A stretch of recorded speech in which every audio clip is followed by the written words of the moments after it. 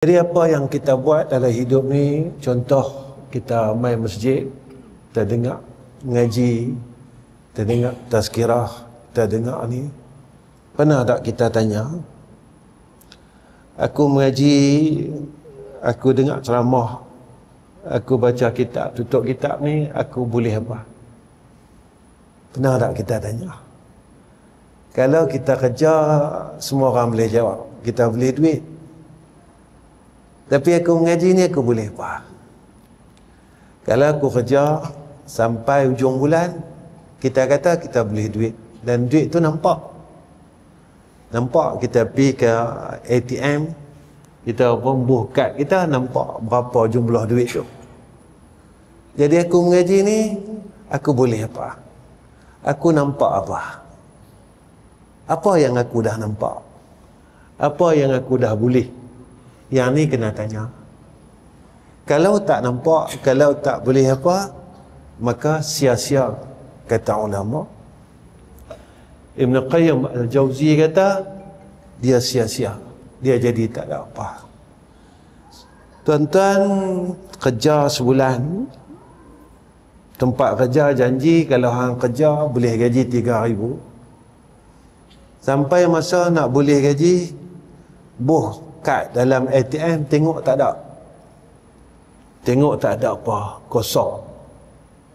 Tuan-tuan balik pergi pada tempat kerja, tuan-tuan mesti kata janji apa ni? Janji apa ni? Aku kerja dah tungkuh lumui dah, penat sebulan. Apa yang handuk janji ni tak bagi pun. Tapi apa yang Allah janji dengan orang mengaji ni, sebenarnya dah ada. Tanya pasal apa aku tak boleh apa yang Allah dan Nabi dah janji. Silap dia kat orang mengaji ke, silap dia kat orang berjanji. Nak buh silap dekat Allah tak boleh. Innaka la tukhliful mi'ad. Nak buh silap kat Nabi tak boleh. Sebab Nabi ni sifat dia sidik. Apa yang dia cakap ni semua benar. Maka buh silap tu tang mana apa? Tang kita. Kita silap. Maka kita kena betulkan kesilapan kita. Selama puluhan tahun ini, bila kita mengaji tak boleh jadi orang baik, maka kena betul kesilapan kita. Imam Al-Ghazali dia sebut dalam kitab Bidayatul Hidayah, bila kita mengaji, kita ni nak nampak apa? Satu, kata dia, makrifah kita ni semakin kuat, kenal Tuhan ni semakin kuat. Semakin kita mengaji, kenal Tuhan ni makin kuat. Tanda kenal Tuhan ni jadi apa kat kita? Satu, kita jadi sayang kat dia. Kau yang mengaji, kau sayang pada Allah. Makin lama mengaji, kita makin sayang pada dia. Tanda bagi orang makrifah kenal Tuhan ni apa? Makin kuat makrifah dia, makin kuat malu dia. Makin kuat malu dia. Pasal apa kena kuat malu? Allah ni, dia tak pernah tinggalkan kita. Kita jahat ke, kita baik ke, dia tak pernah tinggal kita. Orang lain, kalau kita jahat, dia tinggal kita. Dia tolong kita, tolong kita. Sekali kita buat jahat, dia tinggal kita. Dia maki kita, dia marah kita. Allah ada. Kita buat jahat 60 tahun, dia tak tinggal kita. Kita buat dosa 60 tahun, kita sombong 60 tahun. Kita duk baca buruk orang 60 tahun, tak pernah tinggal sampai lah. Kita duk kelahi 60 tahun, kita duk sombong 60 tahun, kita duk degil 60 tahun. Allah tak pernah tinggal kita. Bila kita tak ada duit, kita tak ada tangan. Ya Allah, Ya Allah, Ya Allah. Tak cukup, Di Kulim kita pergi Raudah. Tak cukup pergi Raudah, kita pergi depan Multazam, ngadu kat dia. Walaupun kita ni tak berhenti buat jahat, dia tak pernah tinggalkan kita. Baiknya Allah, baiknya Allah kat kita ni. Walaupun kita buat dosa yang sama berulang-ulang, kita ni tuan-tuan, kalau kita jumpa pencuri, hari ni dia mencuri, esok dia mencuri. Mencuri ni tak boleh tinggal. Kita akan kata apa? Hang buat ni benda ni banyak kali lah, aku tak boleh dah, tak boleh maaf dah. Kita buat dosa yang sama tuan-tuan. Daripada muda sampai tua, mengumpat tu sama, mengumpat sama. Dosa yang sama. Tapi Allah Ta'ala ni tak tinggalkan kita. Baik kan dia. Imam Ghazali kata, bila kita makin mengaji, kita makin dekat pada dia. Ku hampir dengan Allah, makin dekat dengan Allah, makin rasa nak dekat dengan dia.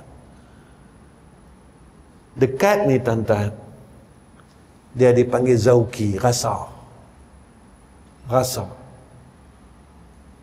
dekat. Allah Ta'ala ni memang dekat dengan kita, tapi kita tak rasa. Ini Allah habaq dengan kita. Apabila, hai Muhammad, bila orang tanya kat hang, aku ni macam mana? Allah kata, fa inni qaribun. Aku ni dekat, habaq dia, aku ni dekat. Tapi pasal apa yang dekat ni kita tak rasa? Hak dekat kita tak rasa.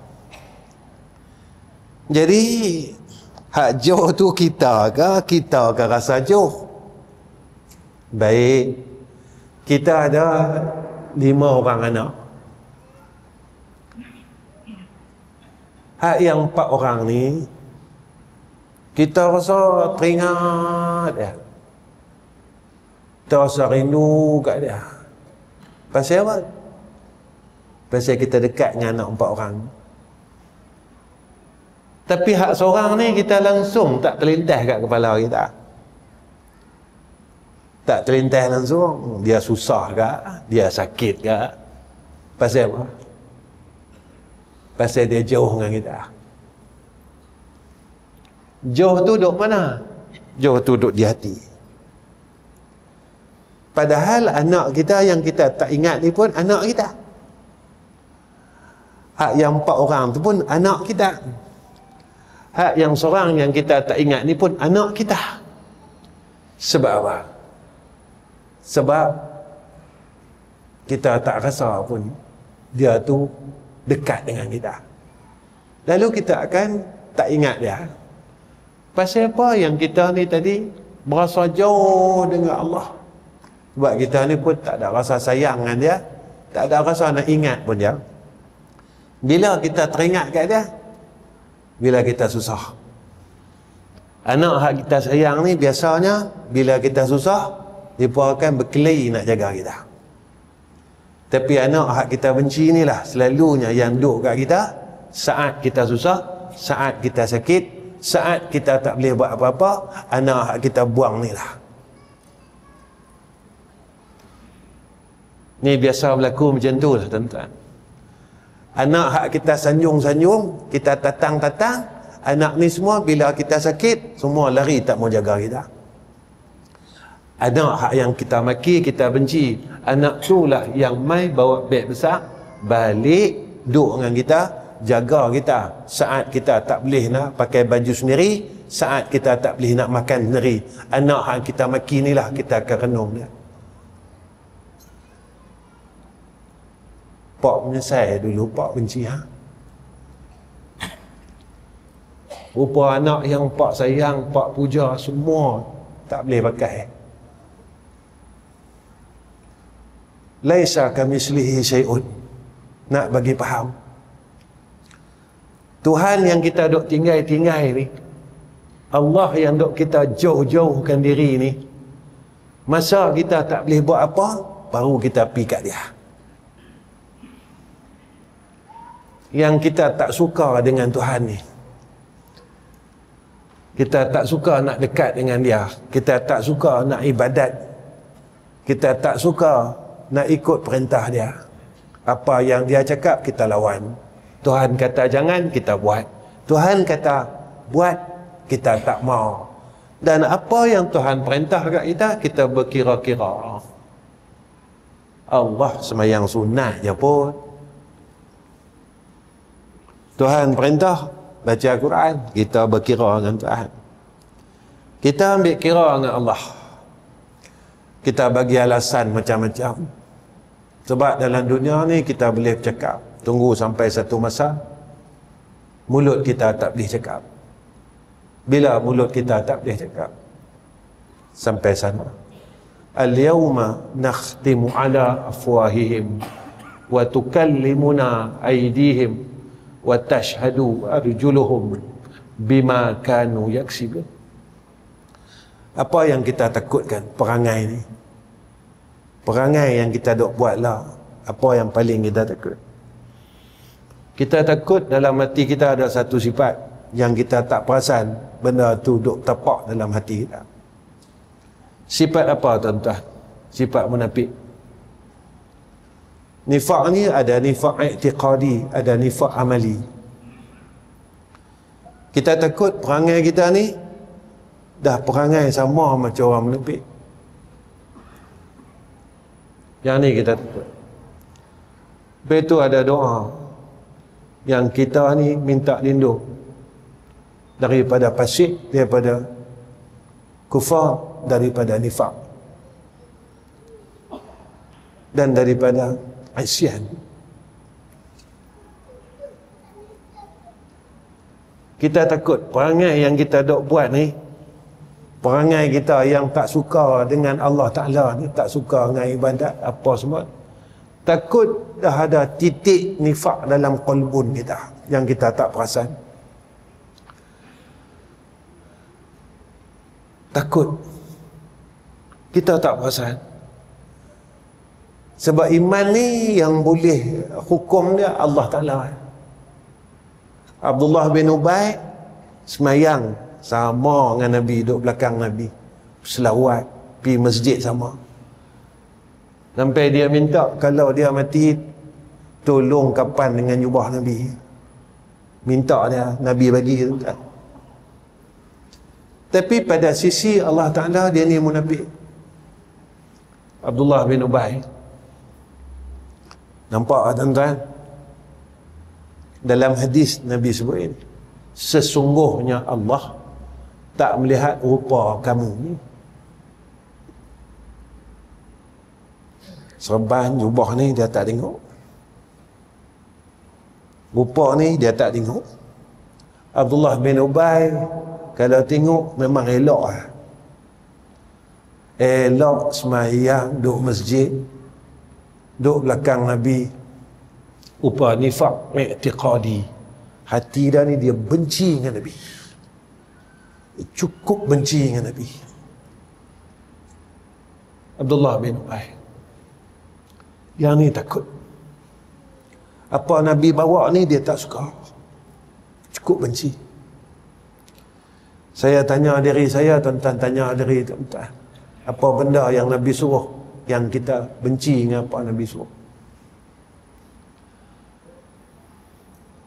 Kita petikai apa yang Nabi suruh. Nabi suruh tu kita petikai. Nabi suruh tu kita tak mau buat. Kita ada pendapat kita dan kita sanggup tolak pendapat Nabi SAW. Kita takut yang tu. Muslimin muslimat yang dikasihi oleh Allah Ta'ala, ada beberapa sifat orang munafik ni tuan-tuan yang disebut kat kita. Pertama, saya terangkan benda ni, saya nak ukur diri saya. Bukan saya nak ukur tuan-tuan, tak. Saya nak ukur diri saya sendiri. Saya takut saya balik Allah tak terima saya. Hak benda paling takut dalam hidup kita ni tuan-tuan. Bila kita balik jumpa Tuhan, Tuhan tak mau terima kita. Allah tak mau pandang muka kita. Allah tak mau terima kita. Ayat fadkhuli fi ibadi. Allah tak mau terima kita. Dalam dunia ni semua orang terima kita. Pi sana orang terima, pi sini orang terima. Tapi besok balik Allah tak mau terima kita. Kita nak pergi mana? Dalam dunia ni tuan-tuan bagilah alasan kok mana pun. Sebab kita orang bijak, pandai bercakap. Pandai bagi alasan dan kita ada hujah kita sendiri. Sampai satu tempat yang kita semua akan duduk pada tempat yang sama. Kita tak boleh bagi alasan. Kita tak boleh bagi sebab. Kerana tempat itu kita kena mengikut apa yang Allah telah tetapkan. Di mana tempat itu? Iaitu akhirat. Kita takut bila kita ada sifat nifaq itu, saat itu Allah tak mau terima kita. Innal munafiqina fid darkil asfali minan. Allah akan campak kita dalam neraka paling bawah. Siapa dia sifat-sifat itu? Saya terangkan malam ni untuk saya tafakur diri saya sendiri. Mudah-mudahan saya tak duduk tempat tu. Kalau saya ada duduk tempat tu, saya kena usaha keluar daripada tempat itu. Yang pertama, golongan orang yang ada penyakit nifaq ini, mereka senang dengan kemaksiatan. Bila buat dosa, mereka tak rasa dosa, cukup senang, seronok buat dosa. Saya tak ada buat dosa, ya kah? Kita tak tinggal sembahyang, puasa, zakat, haji. Sombong tu dosa, tuan-tuan. Rasa baik tu berdosa. Rasa baik ni, akulah orang baik, dosa. Tunjuk buat baik dengan orang, amal ibadat, pitayang kat orang, dosa. Hasad dengki berdosa. Berkelahi tu berdosa. Buruk sangka tu berdosa. Pilih kasih dengan anak-anak berdosa. Bukan dosa tinggal semayang saja. Jual beli tak ada akad ijab qabul berdosa. Lama mana kita tak ijab qabul dalam jual beli. Pak kita dulu ajak kita kalau pergi kedai beli barang, abang dengan tuan kedai, saya beli barang. Orang jual pun kata saya jual nah dengan barang ni, kita pun kata saya beli dengan harga nah. Berapa lama dah kita tinggal ijab dan qabul dalam bab buyuk ni tadi. Kita tak rasa ke kita buat dosa? Kalau tak rasa buat dosa, makna kita suka dengan dosa tu. Makna tanda tu ada kat kita. Tanda tu duduk dekat kita. Kita buat dosa dan kita tak rasa dia dosa. Berbeza dengan orang mukmin. Orang mukmin ni perangai apa, tuan-tuan? Nabi sebut dalam hadis, kullu bani Adam khata'a wa khairul khata'ina tawwabuna. Nabi kata tiap-tiap anak Adam ni dia salah. Anak Adam ni dia buat salah. Sebaik-baik anak Adam dia kata dia buat salah, dia bertobat pada Allah. Tuan-tuan, apa makna taubat? Makna taubat ni an-nadmu, menyesal. Bila saya rasa menyesal? Bila? Minggu lepas? Bulan lepas? Tahun lepas? Ataupun kemarin? Saya rasa menyesal saja. Ya Allah, pasal apa aku tak boleh jadi orang baik? Pasal apa umur sampai 60 ni aku tak boleh maafkan orang? Padahal Nabi ajak aku maafkan semua orang. Nabi tak pernah dendam dengan orang. Nabi tak pernah balas kejahatan dengan kejahatan. Nabi balas kejahatan dengan kebaikan. Pasal apa aku tak boleh ikut Nabi? Aku selawat banyak lah, pergi Madinah tiap-tiap tahun. Pasal apa aku tak boleh ikut Nabi? Pasal apa aku tak boleh jadi baik macam Nabi baik? Pasal apa? Pasal apa Nabi cakap semua aku tak boleh ikut? Nabi kata macam ni aku tak boleh ikut. Nabi kata sayang orang, aku tak boleh sayang orang. Dalam hati aku masih ada orang yang aku benci. Dalam hati aku, dalam hati aku masih ada orang yang aku benci.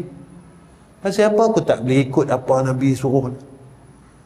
Nabi ni dia tak benci orang. Tentang peristiwa Futuhul Makkah, bulan depan kita nak sambut Maulid Nabi. Orang cerita pasal Nabi. Kita tak mau cerita jadi cerita, tuan-tuan. Tiap-tiap tahun cerita. Kita jadi apa dengan cerita? Bulan depan orang cerita pasal Nabi. Kita buat kuliah perdana lagi, Maulid Nabi.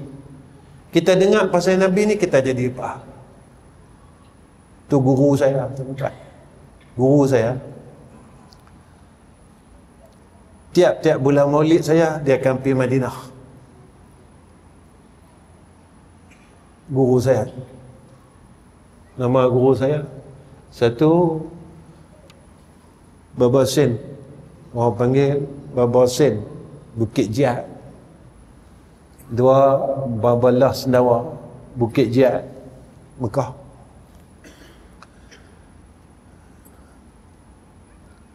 Tiap-tiap bulan Maulid Baba Lah Sendawa ni dia pergi Madinah. Saya tanya dia, pasal apa Baba pergi Madinah? Dia jawab apa? Tiap-tiap kali bulan Maulid, dia kata, aku nak pergi ziarah Nabi. Dia kata. Saya tanya dia, ada tanda tak kalau Nabi ni terima kita? Dia jawab satu lah. Dia kata kalau hampir ziarah Nabi, Nabi tak mau tengok kan, mana Nabi tak terima kan. Setiap kali hampir ziarah Nabi, dia kata Nabi akan terima kan. Tanda Nabi terima kan, mesti ru'yah Nabi Muhammad sallallahu alaihi wasallam. Setiap kali hampir Madinah, dia kata tanda terima Nabi mai kaan. Iaitu apa dia? Dia kata, bukan saya kata. Kita dapat mimpi jumpa Rasulullah sallallahu alaihi wasallam. Pasal apa sampailah kita tak jumpa Nabi? Pasal apa? Pasal apa sampailah Nabi tak mau tengok kita? Pasal apa? Pernah tanya tak? Pernah tanya tak? Pasal apa Nabi tak mau tengok? Tentang lepas wafat Rasulullah, Bilal bin Rabah ni, dia pergi jumpa Sayyidina Abu Bakar. Wahai Abu Bakar, dia kata, boleh tak aku pindah jauh dari Madinah? Sayyidina Abu Bakar tanya, pasal apa hang nak pindah? Hang tak suka ke duduk Madinah? Dia kata, aku tak boleh duduk sini. Dia kata, aku rasa Nabi ni hidup. Dia kata, aku tak boleh duduk Madinah. Dia kata, aku rasa Nabi ni hidup. Setiap kali aku laungkan asyhadu an la ilaha illallah wa asyhadu anna Muhammadur Rasulullah, dia kata, aku rasa Nabi ni hidup. Sebab setiap kali subuh, dia kata, tak aku gerak Nabi akan kejut aku. Jadi aku minta izin, wahai Abu Bakar. Ni hadap Bilal bin Rabah. Dia boleh je keluar Madinah tak cakap dengan Abu Bakar. Tapi adab Bilal bin Rabah ni, tuan-tuan, tinggi adab dia. Dia kata dengan Abu Bakar, aku nak, boleh tak aku keluar? Jadi Bilal bin Rabah ni tuan-tuan, dia pindah di Madinah. Bertahun dia tak pergi Madinah. Banyak tahun dia tak pergi Madinah, tuan-tuan. Dan satu hari dia mimpi Rasulullah sallallahu alaihi wasallam datang dalam mimpi dia. Tuan-tuan tahu Rasulullah cakap apa? Wahai Bilal bin Rabah, hang dah lupa aku ke? Hui, tuan-tuan. Rasulullah cakap macam tu kat Bilal. Apa jadi kat Bilal? Dia cakap dengan isteri dia, wahai isteriku, tolong siapkan kuda yang paling laju. Dia siap-siap kuda dia. Setiap langkah kuda menitis air mata Bilal bin Rabah. Dia punya laju kuda dia, tuan-tuan. Dia pi Madinah, tak tangguh dah. Saya tanya diri saya umur nak masuk 60 lah. Berapa kali Nabi datang jumpa saya? Nabi tanya kat kita, tak ingat kat aku ke? Kau tak pernah langsung. Kau tak pernah langsung. Insan yang menangis untuk kita masa hidup, insan yang jatuh darahnya di Taif, kau tak pernah langsung. Tak pernah langsung ada dalam hati kita ni teringin nak tengok wajah Rasulullah. Tak lama dah tuan-tuan, bulan depan Maulid kita pergi Madinah. Tak kala di Raudah kita minta apa? Masa duduk dalam Raudah tu kita minta apa? Apa permintaan kita? Apa permintaan pertama kita? Duduk dalam Raudah, apa permintaan pertama kita? Adakah permintaan pertama kita, ya Allah, kini kau beri aku peluang berada di Raudah bersebelahan dengan maqam Rasulullah sallallahu alaihi wasallam. Boleh tak izinkan aku untuk melihat wajah baginda saat aku hidup? Ataupun doa kita di Raudah itu, ya Allah, luahkan rezeki aku, majukan perniagaan aku, bagilah nikah anak aku. Ataupun kita terus lupa bahawa baginda Nabi kita Muhammad sallallahu alaihi wasallam berada di sebelah kita. Tentang kalau orang hidup lah, dia kata apa? Aku duduk sebelah hang pun hang tak ingat aku. Sebab itu kita tak layak untuk menerima anugerah itu. Muslimin muslimah yang dikasihi oleh Allah Ta'ala, tanda orang munafik ni tuan-tuan,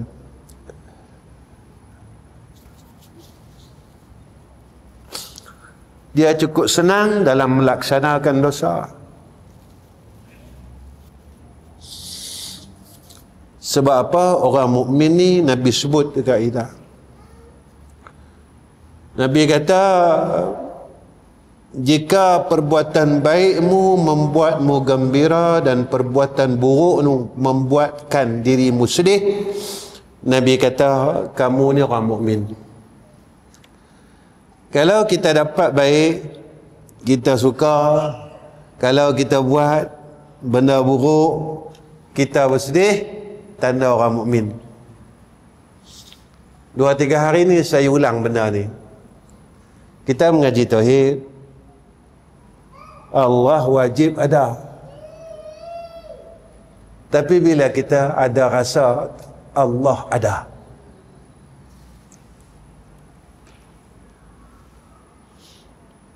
kita tahu Allah ada, tapi bila kita rasa Allah ada,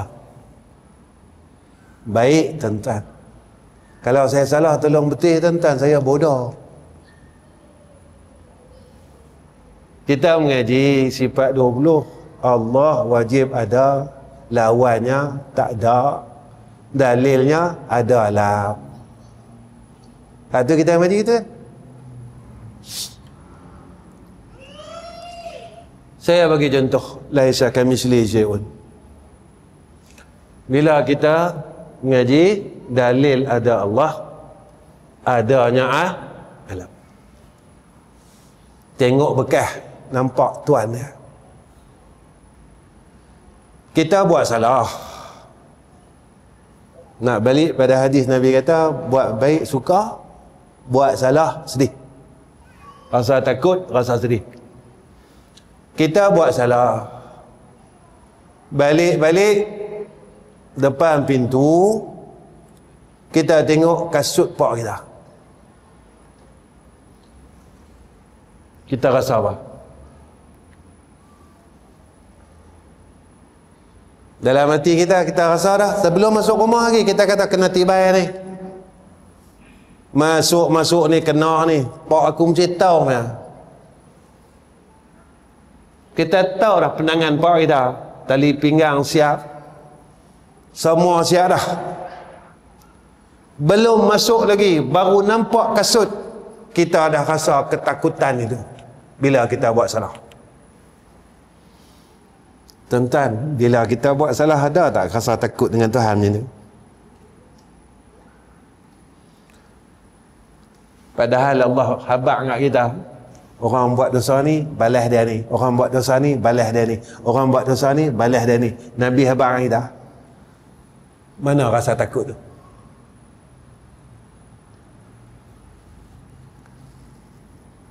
Mana rasa takut tu? Lepas tu pak saya dia beritahu tu. Tentang kenal ke pak saya? Almarhum Ustaz Ghazali bin Hazmullah. Pak saya kata, kalau hang buka katup kitab tauhid, hang tak bertauhid, kata tak payah mengaji kitab tauhid. Hang buka, hang katup, hang buka, hang katup, hang buka, hang katup, tapi hang tak bertauhid, hang katup terus kitab tauhid.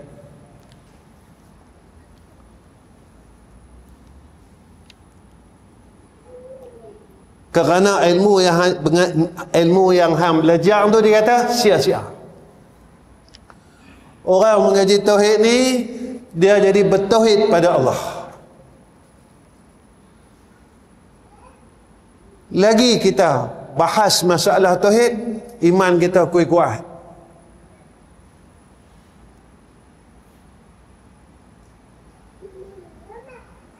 Mana iman kita? Mana kita mengaji Allah sama? Mana kita mengaji Allah besar? Itu saya bulan orang sambut korban, saya bang dengan orang masjid. Kita mengaji Allah besar. Masa kita balas daging orang tu, nampak tak Allah besar? Mana sifat 20 duk mengaji tu mana? Kita ambil daging korban orang punya, ekor, kaki. Saya nak tanya tuan-tuan, kalau 20 tahun buat, nak minta halal dengan siapa? 20 tahun kita balas daging orang tu, nak minta maaf dengan siapa? Nak minta halal dengan siapa? Dosa kita dengan Allah, kita riau malam hari, Allah ampun dosa kita. Tapi dosa kita dengan orang, selagi kita tak minta ampun, selagi kita tak minta halal, maka dosa ini tertangguh kemaafan dia. Kedua, sifat orang munafik ini tuan-tuan, Saya kena tengok diri saya. Bila dia menerima ketaatan, dia benci.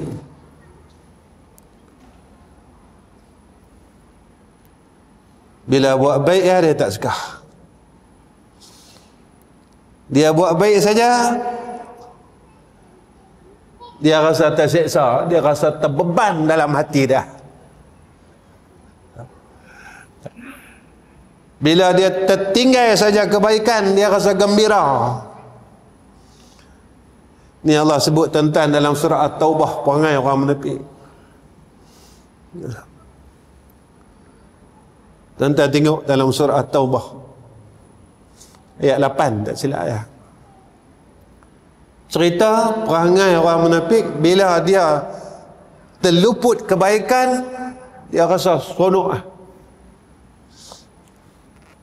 Tapi bila dia ketika dia nak berbuat kebaikan, dia rasa terbeban. Ini Allah sebut, wala yunfiquna illa wahum karihun, dalam bab sedekah. Dan tidak pula, dia kata orang munafik ni tadi, dia menafkahkan harta mereka dengan rasa karihun, dengan rasa enggan, dengan rasa terseksa, terbeban. Bila dia nak sedekah, dia rasa beban. Bila dia tengok orang menginfakkan hartanya, dia rasa benci. Dia rasa menyesal. Padahal Allah sebut dalam Quran, lan tanalul birra hatta tunfiku mimma tuhibbu. Kita takkan sekali-kali boleh dapat benda baik, dapat kebaikan, sehingga apa yang kita sayang ni kita boleh nafkahkan. Tentang ni cerita Nabi Ibrahim ni, tuan-tuan. Saya nak bawa cerita Nabi Ibrahim. Nabi Ibrahim ni menikah tak ada anak. Lalu dia minta anak. Rabbi habli minas salihin fabasyarnahu bighulamin halim. Minta anak. Ya Allah, bagi anak, bagi anak, bagi anak. Allah bagi anak. Allah bagi anak. Dapat Ismail daripada Siti Hajar. Siti Sarah tak ada anak ni. Falamma balagha ma'ahu sa'ya. Anak ni tuan-tuan, bila dia boleh berjalan, kita punya seronok. Orang lama tak ada anak, bila dia boleh anak seorang, yang itulah reta dia intan payung, tuan-tuan. Rumah nama dia, tanah nama dia, anak tunggal. Ketika Nabi Ibrahim ni sayang kat Nabi Ismail, qala ya bunayya inni araka fil manam anni azbahuka fanzur maza tara. Wahai Ismail, pak mimpi 3 malam turut-turut. Dalam tafsir Jalalain disebut 3 malam turut-turut. Pak sembelihan. Fanzur maza tara. Apa pandangan hak? Qala ya abati fa'al ma tu'mar. Wahai pak, kalaulah itu perintah daripada Allah, if'al ma tu'mar, buatlah. Cerita ni kisah sembelih Nabi Allah Ibrahim sembelih Nabi Ismail, bukan cerita sembelih sebenarnya. Cerita apa? Bahasa Tuhan. Hang sayang aku ke? Hang sayang apa yang aku bagi?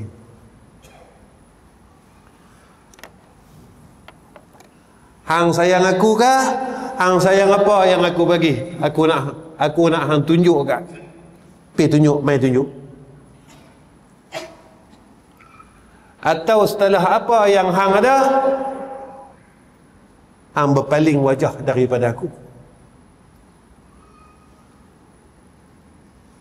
Nabi Ibrahim ni Nabi, tuan-tuan. Mana mungkin dia sayang melebihi sayang Allah Ta'ala.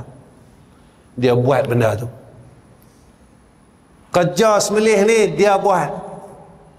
Dan penyataan kisah cinta ini dizahirkan oleh Allah, lalu digantikan Ismail dengan seekor kibas. Dan kisah Adhiyah adalah kisah cinta. Kita berkorban setiap tahun bukan kisah korban, tetapi kisah cinta kita kepada Allah. Apakah kita berpaling daripada Allah, atau kita memandang kepada apa yang Allah dah bagi kat kita? Boleh tuan-tuan? Apa yang Allah bagi kat kita pulang balik ke dah? Lepas tu Nabi kata, sakit mati ni, banyak mana sayang kita dekat dunia, banyak itu sakit waktu kena regut daripada jasad kita.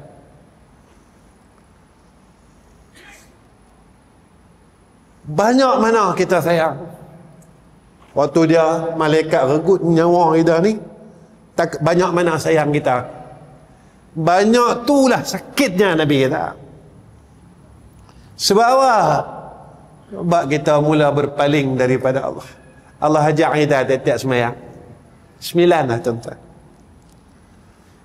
Wajjahtu wajhiya lillazi fatara as-samawati wal ard.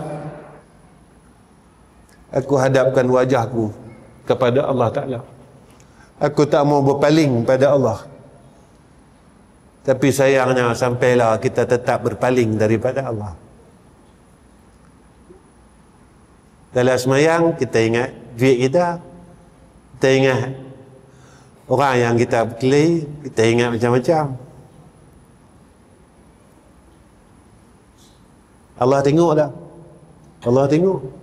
Allah tahu tak yang kita sedang berpaling? Allah tahu. Ketika Jibril tanya kat Nabi, ma huwal ihsan? Apa ihsan? An ta'budallaha ka'annaka tarahu fa in lam yakun tarahu fa innahu yaraka. Sampailah tuan-tuan kita berpaling daripada Allah saat kita sembahyang. Yang ketiga, saya nak pederah tuan-tuan. Tamat tuan-tuan, pukul 9 lah. Tamat lah.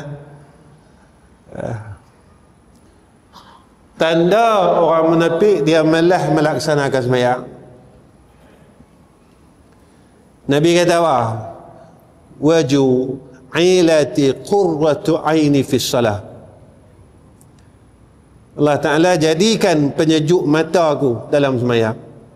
Ini kita tak selesai tuan-tuan. Abang saya tak selesai. Sembahyang ni sampailah saya tak selesai. Saya tak tahu tuan-tuan. Saya lah tuan-tuan tak selesai. Allahu Akbar. Tak boleh sejuk mata hati. Saya pun tak tahu saya nak cakap saya macam mana.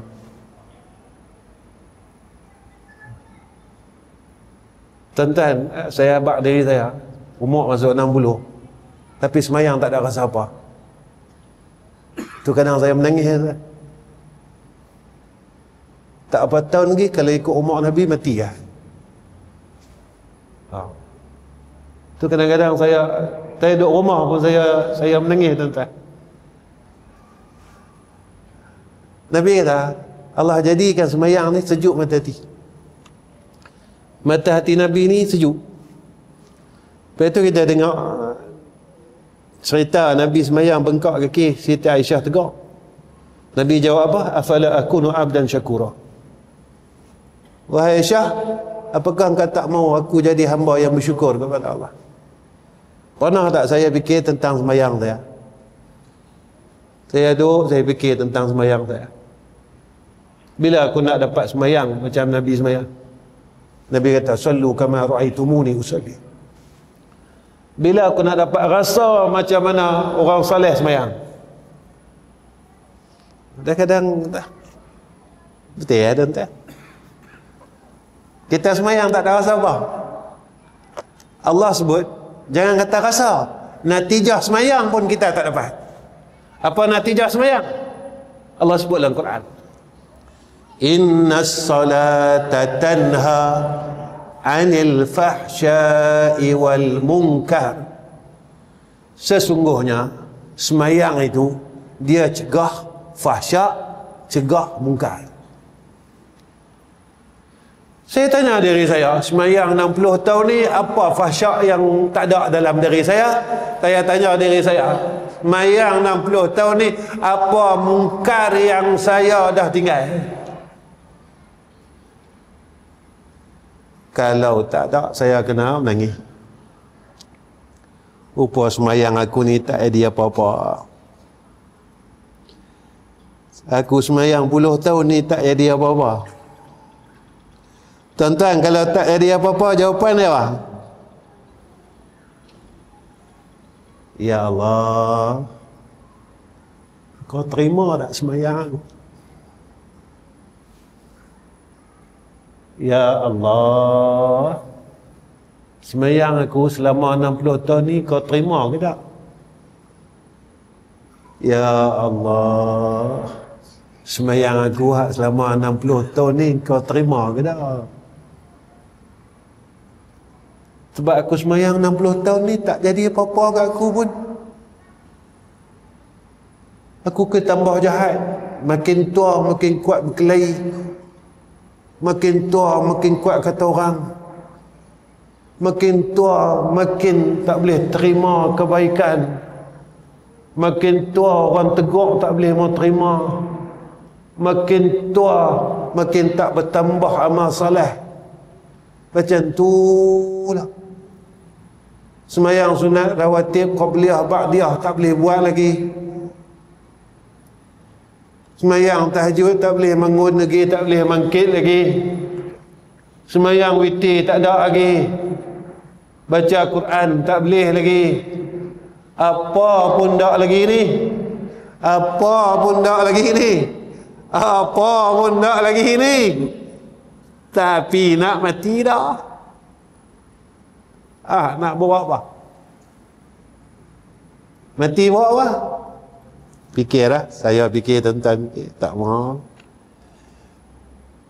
Yang terakhir, sifat orang munafik ni tuan-tuan, benda jahat dia suruh, benda baik dia tegur. Benda jahat dia suruh buat, benda baik dia larang buat. Dan ada satu lagi tentang nifaq amali ni Nabi sebut ni dalam Sahih Bukhari. 4 tanda orang munafik. Kalau kita dengar 3 kan, 4 tanda orang munafik. 1 cakap bohong, 2 janji khianat, janji khianat tak benar tepat. 3 dia amanahkan, dia pecah amanah.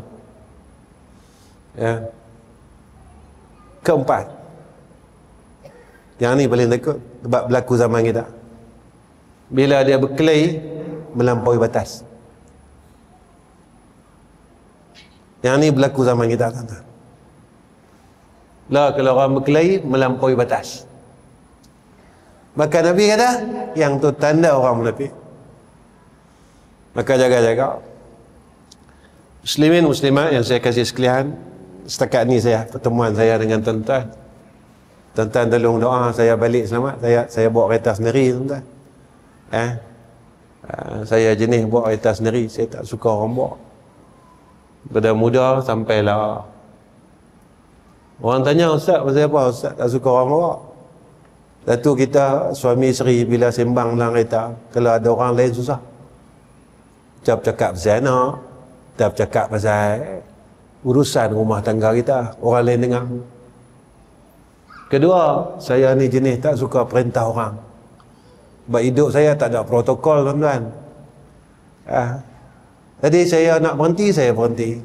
Saya tak larat, saya tidur dalam kereta. Ni kalau orang bawa susah. Kita enjin lama ni kadang nak terkencin.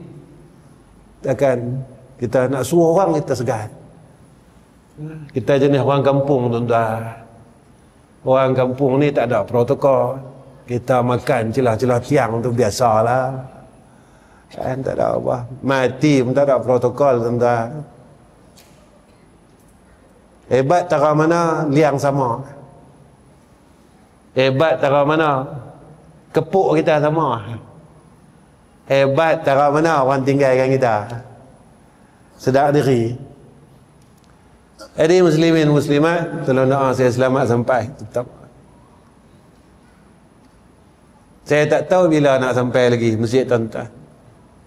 Sebelum saya berhenti ni, saya tinggallah bekai buah tangan tu jemaah tadi. Nah, abang kata mati ni sakit.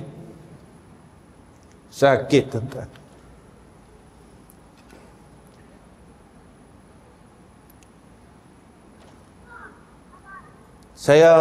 Masa saya tunggu arwah pak saya ni tuan-tuan.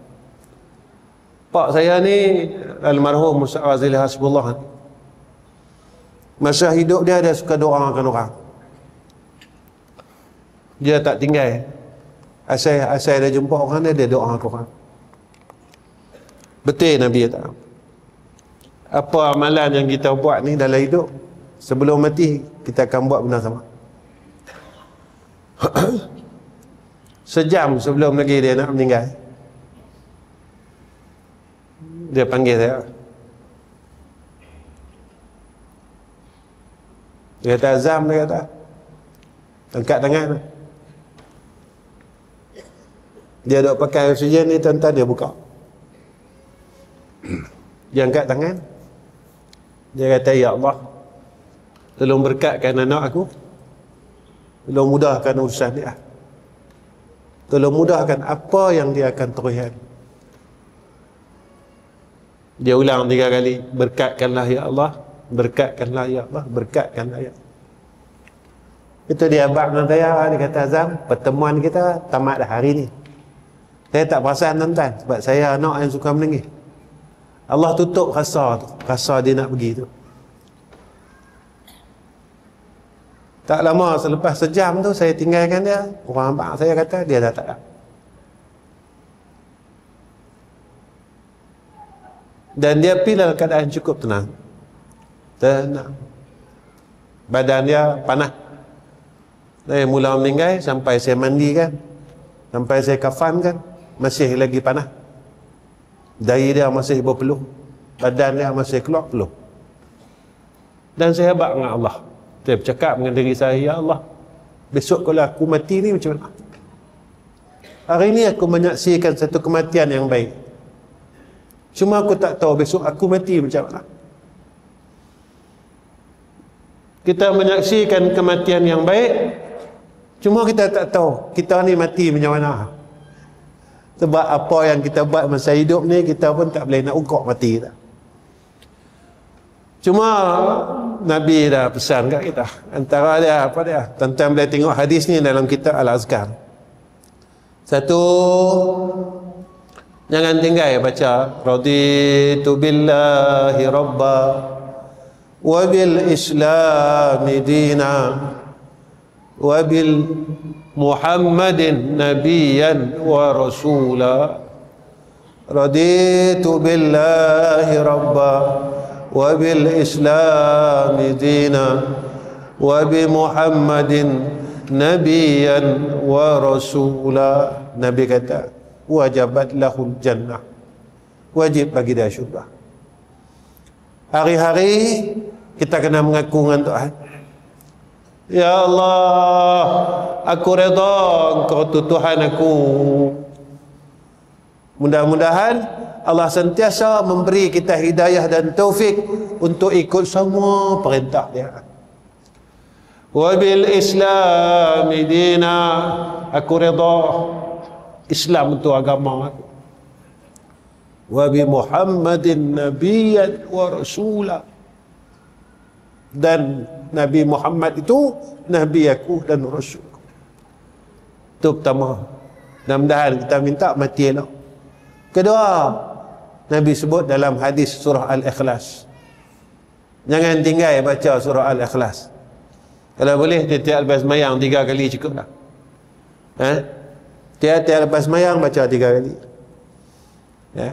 Siapa yang melazimi surah Al-Ikhlas, nanti nak mati, kita pun dapat baca surah Al-Ikhlas. Siapa yang berkesempatan membaca surah Al-Ikhlas inda sakaratul maut, maka matinya dalam keadaan husnul khatimah. Belajar baca surah Al-Ikhlas. Boleh, kalau boleh tidak lepas mayang baca Al-Ikhlas, Al-Ikhlas, Al-Ikhlas. Surah Al-Ikhlas tuan-tuan hebat. Balik di rumah tadi, masuk rumah baca Al-Ikhlas 3 kali. Masuk je rumah baca Qul-Hu 3 kali.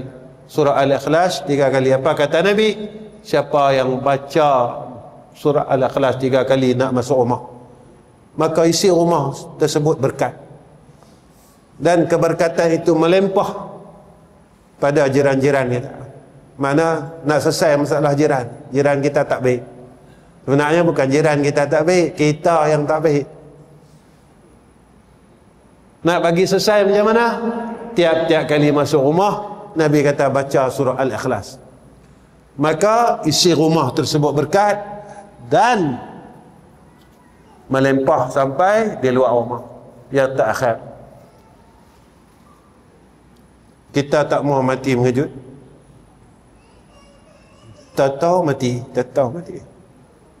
Maka amalkan surah At-Taubah 128, 129. Ayat apa? Laqad ja'akum rasulun min anfusikum azizun 'alaihi ma anittum harisun 'alaikum bil mu'minina raufur rahim. Fa in tawallaw faqul hasbiyallahu la ilaha illa huwa 'alaihi tawakkaltu wa huwa rabbul 'arsyil 'azim. Balik ni buka Al-Quran At-Taubah 128, 129. Maka sebelum kita nak dimatikan oleh Allah, maka Allah memberikan kita kesempatan untuk berbuat kebaikan. Wa akhir kalam. Assalamualaikum warahmatullahi wabarakatuh. Bismillahirrahmanirrahim. Alhamdulillahi rabbil alamin. Wassalatu wassalamu ala asyrafil anbiya'i wal mursalin wa ala alihi wa sahbihi ajma'in. Ya Allah, ya Tuhan kami tadahkan dua tangan kami, ya Arhamar Rahim, yang penuh dengan dosa dan maksiat, yang penuh dengan kekejian, yang penuh dengan kesalahan. Kami mohon ke hadrah-Mu, ya Allah, berkatkan hidup kami, berkatkan keluarga kami, berkatkan kedua ibu bapa kami. Ya Allah, ya Tuhan kami mohon kurniakan atas kami hidayah dan taufik dalam segala urusan kami, dan juga kepada keluarga kami, isteri dan anak-anak kami, ya Allah. Ya Allah, ya Tuhan kami, jadikan kami orang baik, jadikan keluarga kami keluarga yang baik, isteri dan anak-anak kami orang baik, dan adik-beradik kami orang baik, dan juga jiran yang berada di sekeliling kami di kalangan orang baik. Mudah-mudahan kami dapat balik kepada Engkau, ya Allah, dalam keadaan menjadi orang yang saleh pada pandangan-Mu, ya Hayyu ya Qayyum. Ya Allah, ya Tuhan kami mohon ke hadrah-Mu, kurniakan atas kami husnul khatimah. Walaupun apa yang kami lakukan dalam hidup ini seolah-olah kami tidak layak untuk menerima husnul khatimah, tapi itu saja jalan untuk kami beroleh rahmat-Mu, ya Allah, kesenangan di alam barzakh, kesenangan waktu yaumul ba'ats, kesenangan waktu kami di mahsyar. Maka kurniakan atas kami husnul khatimah, ya Allah. Kurniakan atas isteri dan anak-anak kami husnul khatimah. Kurniakan atas mak dan ayah kami husnul khatimah. Ya Allah, ya Tuhan kami mohon ke hadrah-Mu, tolong maafkan semua kesilapan kami, tolong maafkan semua kesalahan kami, tolong ampunkan semua dosa-dosa kami. Ya Allah, kami bukan tidak mahu meninggalkan kejahatan dan kemaksiatan serta dosa, tapi kami tak mampu dan kami tak kuat, ya Allah. Ya Allah, tolong lembutkan hati kami, ya Arhamar Rahimin. Ya Latif, ultuf bina fi qulubina, ya Arhamar Rahimin. Wa sallallahu ala sayyidina Muhammad wa ala alihi wa sahbihi wa baraka wa sallam. Walhamdulillahi rabbil alamin.